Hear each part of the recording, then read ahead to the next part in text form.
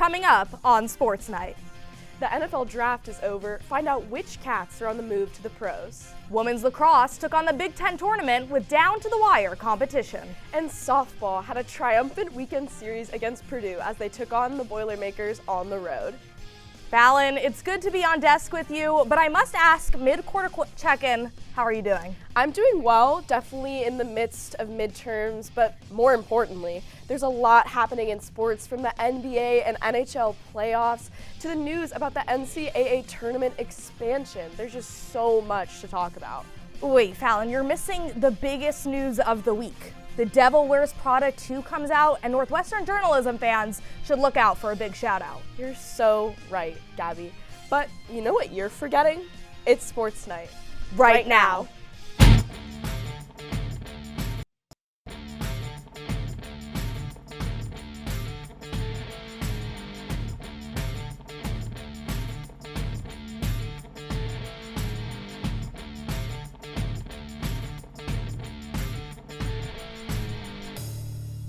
Welcome back to Sports Night. I'm Gabi Egozi alongside Fallon Prince, and we are so excited for this week's show.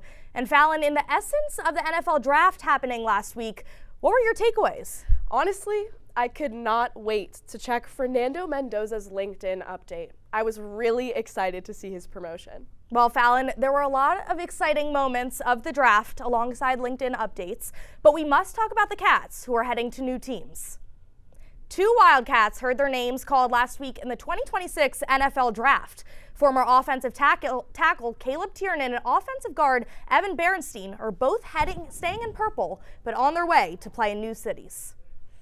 Tiernan will be heading to Minneapolis. He was taken by the Minnesota Vikings in round 3 of the draft. Kevin O'Connell and company sure happy to have him. Tiernan did not miss a single start in his last 3 seasons at NU. Take a look at the moment he had been waiting for his whole life, the moment he got the call.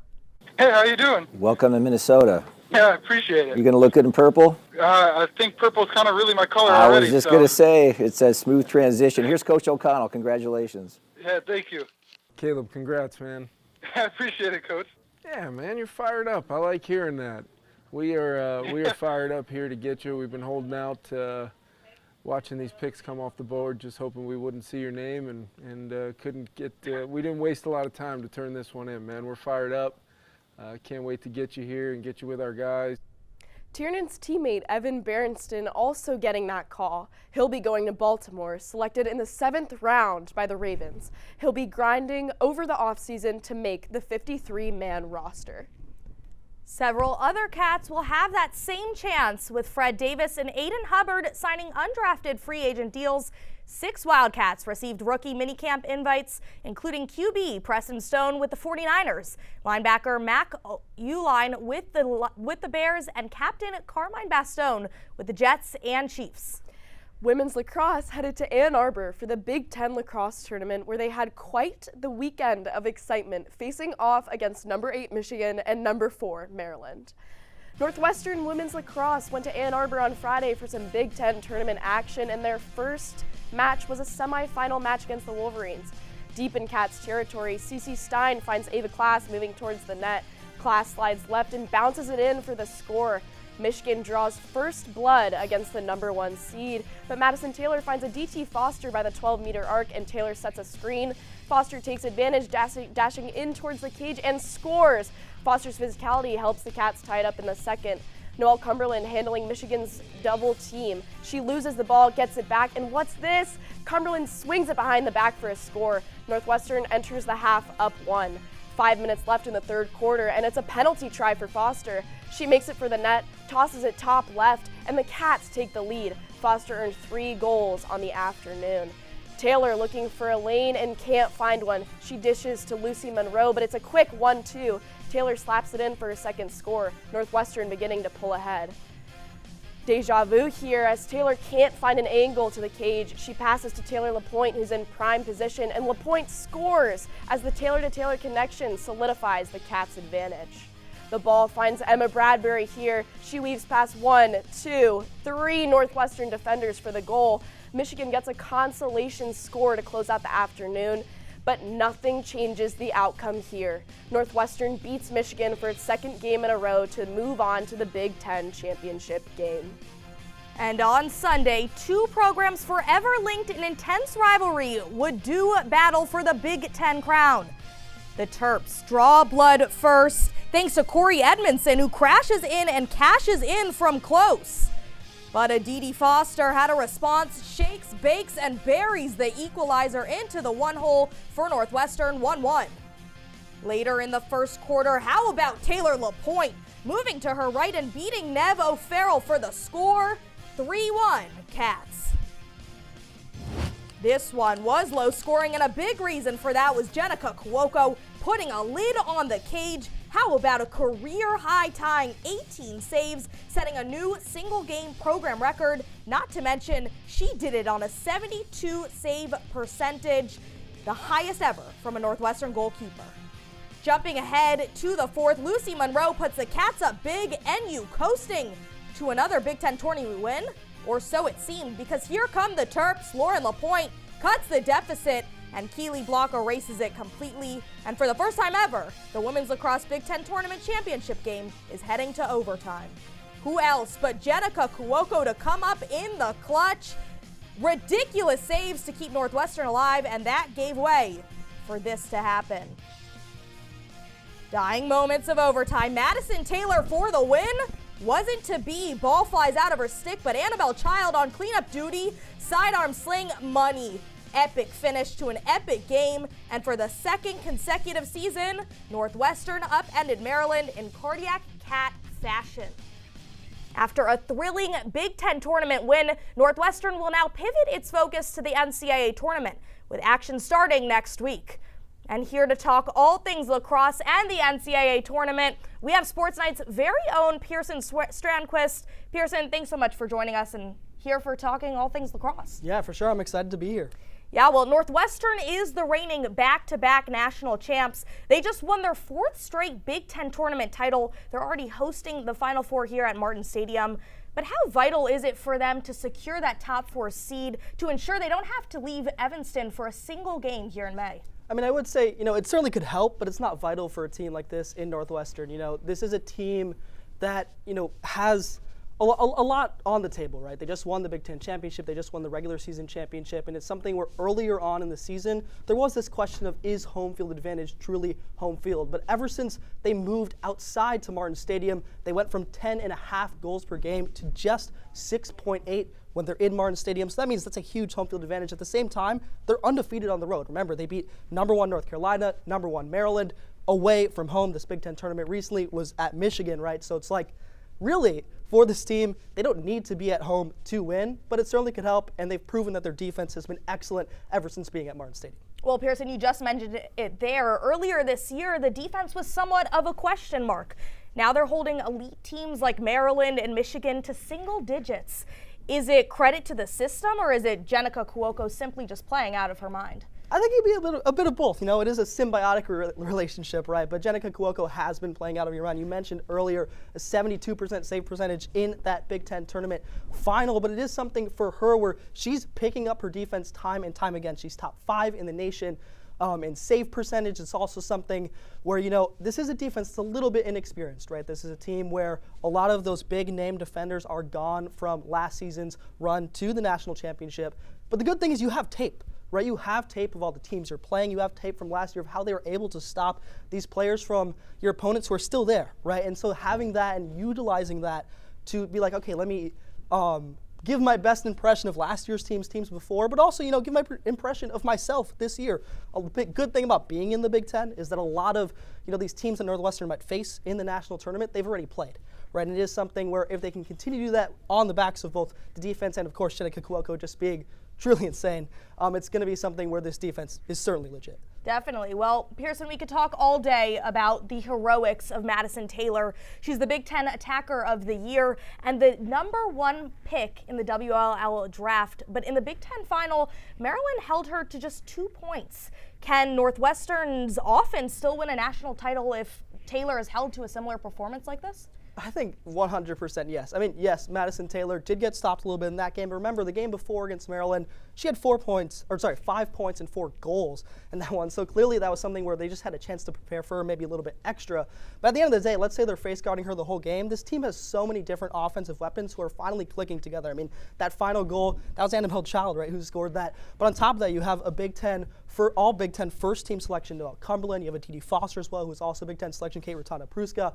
So really, I mean, this whole offense is just so balanced around Madison Taylor. And let's not forget, Madison Taylor still has 80 points this season, 100 points, 80 goals. All right, so it is something where, you know, yes, teams may try to stop her, but oftentimes they're unsuccessful, unfortunately, for them. And so it will be something where I'm confident that Taylor will have impact in these games, and even if she doesn't, the rest of her teammates can pick her up. Well, thank you so much, Pierson. We are definitely looking forward to watching the tournament and the Final Four here in Evanston. And when we come back, Swimming with Sutro takes a dive into the deep end.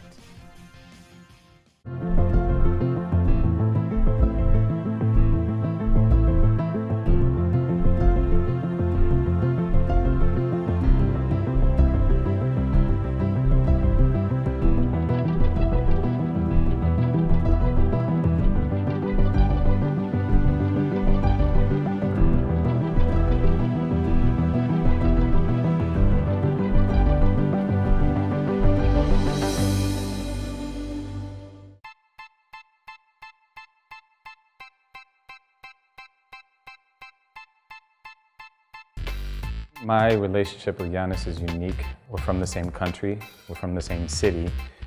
Being a Northwestern alum, I think, has tremendous advantages in the sports industry. To me, that community, it's been with me for 20 plus years.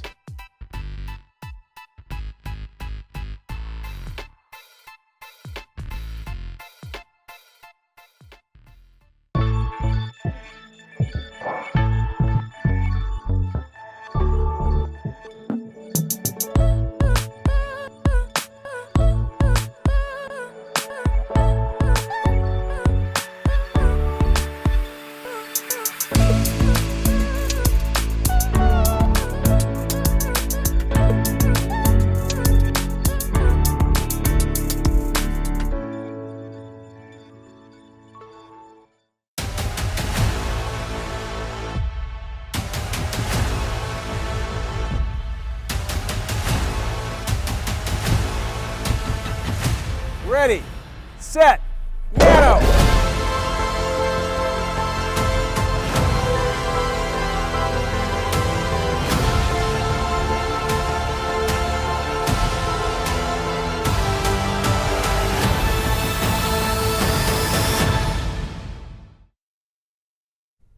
Welcome back to Sports Night, the show that's subtly shouted out in the Devil Wears Prada 2, premiering tomorrow. Gabi, do you have any plans to watch? Unfortunately, I don't have any plans to watch just yet, but what I do plan to watch right now is Adam Sutro talking more about Northwestern swim. We at Sports Night are thankful that we've got a swimming guru in our ranks. Here in the studio, we've got Adam Sutro to talk to us about Northwestern men's swimming. Adam, thank you for being here. Northwestern finished 4th at Big Tens and 26th at the NCAAs. Contextualize this season for us in the greater history of Northwestern swim and dive.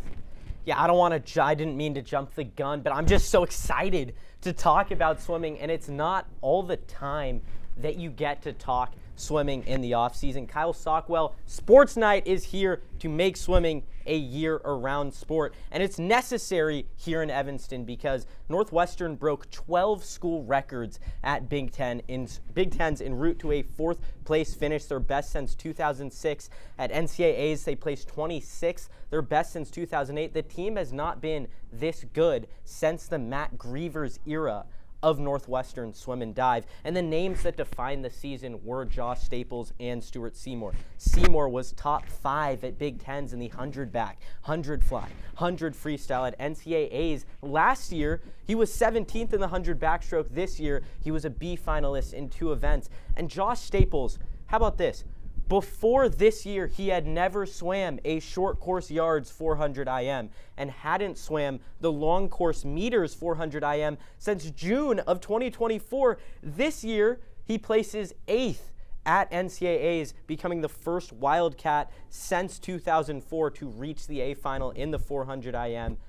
Staples and Seymour were rolling, and the Cats had a historic season. So, this past year was great for the Wildcats. How can the Cats harness this momentum and maximize the Joshua Staples era in Evanston? Well, Rachel Stratton Mills has been hot on the recruiting trail. Just a year ago, she inked Brandon Ha, Fairfield, California. At the time, he was a state champion 100 butterflyer, ranked just outside of Swim Sam's top 20 for the class of 2026, but he's been hot as of late. He's number 15 in the class of 2026 now, 143.53 200 butterfly at Winter Juniors, 46 1300 butterfly, but it's that development in the 200. His endurance has gotten better that really has seen him soar up the class charts. He's a favorite to go back-to-back at states in the 100 butterfly in the coming days. And then there's Keelan Tupper, the Pleasanton Seahawks, Winter Junior Olympics at San Jose. 2019, I beat him. He probably doesn't remember that, but 348 400 IMer that placed 9th at Winter Juniors, and he's now 45th in the class of 2027. He's great all around in every stroke, and like Ha is one of the top recruits ever in Northwestern history. These will be impact swimmers for the Cats in the years to come. So that is a lot to be excited about in terms of recruitment, but Northwestern has a lot of talent on their returning roster as well. Who do you think Cats fans should have on breakout watch for next season? I think it's got to be Ollie Coase for me. Ollie, of course, his brother is Hubert, the Hungarian who set NCAA records in the 100 and 200 backstroke en route to a second place high point finish. And Ollie is no scrub. He's just waiting for that breakout year. 4th in the 200 backstroke at Big Tens with a 140 and B-finaled in the 100 back and 200 freestyle. He was 18th in the 200-yard backstroke at NCAAs, 6'1". I think that the potential is all there. He's going to be back in Hungary over summer, training with some of the best backstrokers in the world. And I think whether it's this year or next year, he'll be back in Evanston delivering big A-final swims for the Wildcats. So thank you so much, Adam, for joining us on Desk. I'm excited to see where the Cats go in the future. We appreciate your insight greatly. Last Friday, the women's golf team traveled to Glendale, California to compete in the Big Ten Championship. The women concluded the weekend in 10th place out of the 18 teams competing, and they had a 54-hole total of 885. The Cats started with a weekend best, shooting 290 on Friday, then followed it by shooting a 299 on Saturday, and finally a 296 on Sunday. Ashley Yoon led the Cats by shooting 73s on both Saturday and Sunday and securing a 29th place individually. Winning the tournament was USC with a 54-hole total of 844. Next for the Cats, they will look to the NCAA championships, beginning with regionals in Ann Arbor on May 11th. Northwestern women's tennis closes the page on this year's chapter after falling 2-4 to number 7 Maryland in the Big Ten tournament, effectively ending their season. The Wildcats get on the board first in a convincing doubles win at the hands and swings of Erica Jessel and Margot Fanthala. But as the game progressed, the Cats' claws lose their grip, ceding 4 points to 1 in the singles matches. The women's tennis team finished 14-12 for the season and are ready to storm the court in the fall, especially with a young talent like Fanthala in their arsenal. Northwestern's fencing saber squad took bronze at USA Fencing's April North American Cup in Richmond, Virginia last weekend. Adele Boyce, Nisha Hild, Amy Liu, and Megumi Oishi went into the tournament as the 4th seed in the Division I team women's saber. They took down Social Fencing Academy and Turkey's Missing of the Midwest Fencing Club en route to 3rd place. Individually, Nisha Held led the way in the saber with a 17th place finish, while Karen Wang took 12th in Ipe. The North American Cup occurred after the NCAA championships, so this wraps up the Wildcat Fencing's 2025 to 2026 season, finishing with a 33-4 overall record. Well, when we come back, we'll have more on all the action from the Diamond as Northwestern baseball had a busy week.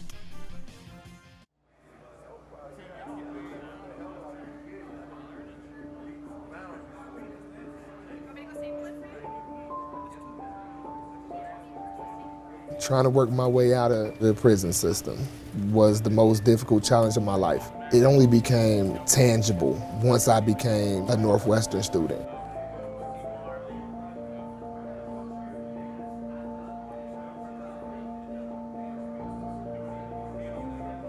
One, two, three, four.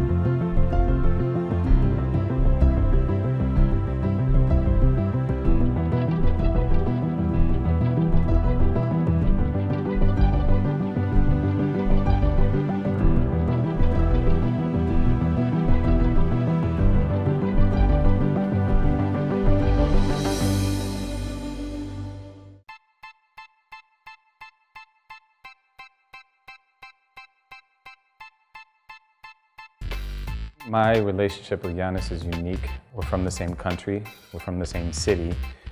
Being a Northwestern alum, I think, has tremendous advantages in the sports industry. To me, that community, it's been with me for 20 plus years.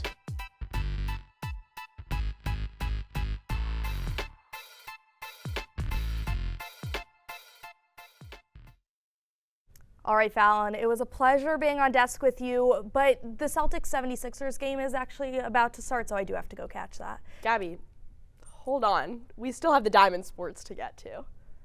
Northwestern softball headed south over the weekend to take on conference foe Purdue in a big series near the end of the regular season.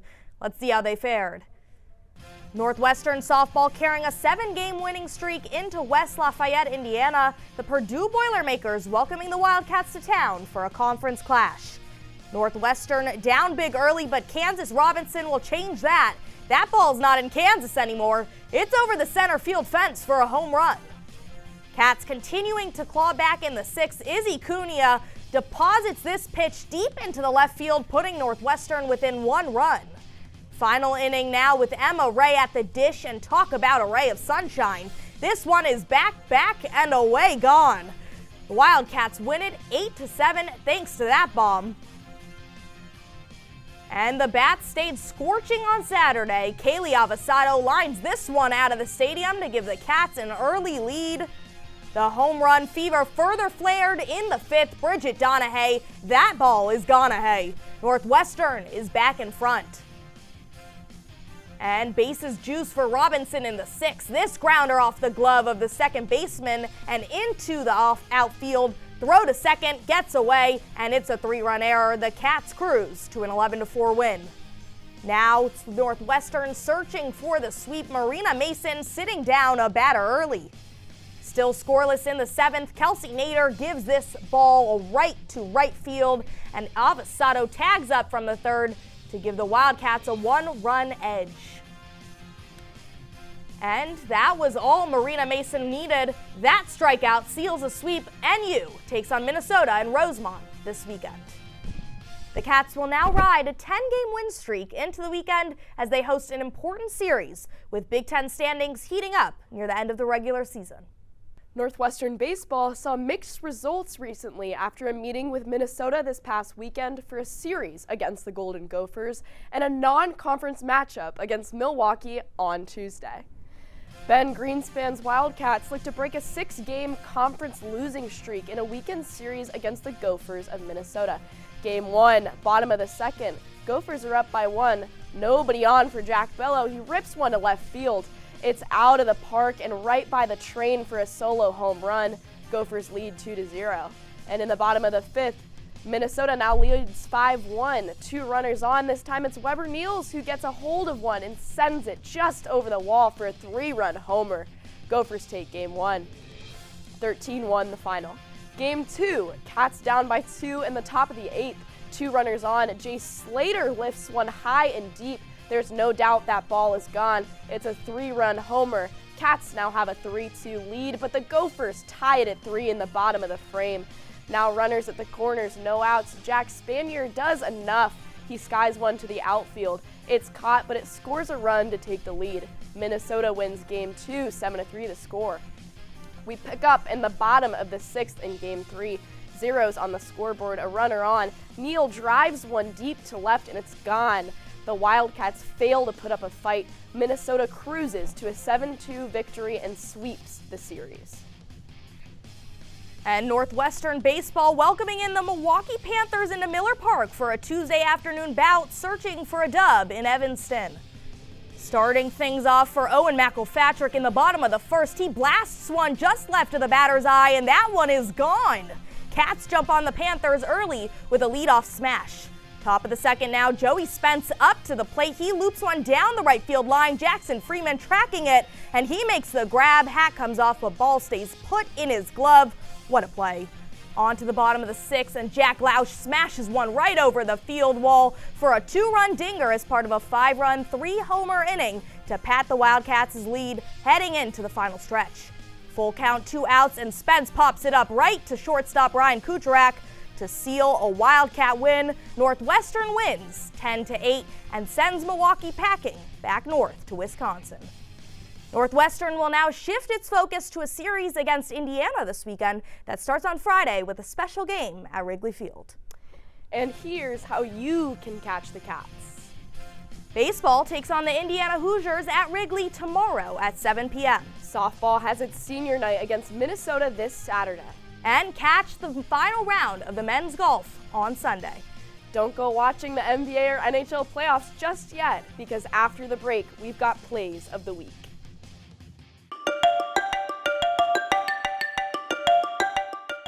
I'm Kelly McEvers, founding host of the NPR podcast Embedded. I'm James Edwards, host of the Unresolved podcast from Frontline. I'm Antonia Cereijido, former senior producer of Anything for Selena podcast and current executive producer at Elias Studios.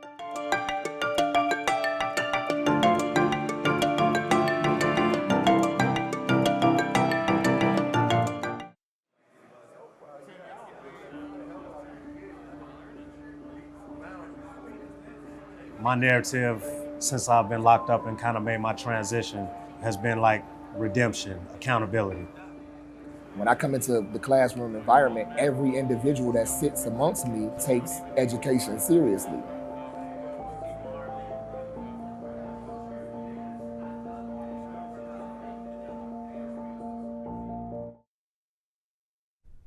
Welcome back to everyone's favorite show, Sports Night. You know, Gabi, I'm really sad tonight's show is wrapping up. It'll be our last time on desk for the school year. It's just really emotional. Fallon, it's okay. We still got some time together. We've got plays of the week. A ton of great moments across Northwestern athletics this week, but here are your top 3 plays. At the 3 spot, we'll start with softball late against Purdue. Ball hit on the ground to third off the glove of True Medina, but she sticks with it and fires a strike over to first for the out. Really nice play from the hot corner. And heading over to lacrosse for number 2, Big Ten tournament matchup against Michigan. Cats trail by 1, but Noelle Cumberland picks it up, goes to goal, and flips it behind the back for a dazzling finish to tie the game at 4. And at number 1, final seconds of the lacrosse Big Ten championship game against Maryland. Annabelle Child for a shot at the title, and it goes at the horn. Cats win it 8-7, and Lax makes it 4 in a row. Well, Gabi, the time has now actually come. The goodbye. And although it's sad, I have to say, I had a great time being on desk with you tonight. I couldn't agree more. If you'd like to see more of Sports Night, you can follow us on X at NNN Sports and on Instagram at NNN_sports. For Fallon Prince, I'm Gabi Egozi. A huge thank you to everyone who made this show possible and to all of you guys for tuning in. Have a wonderful night.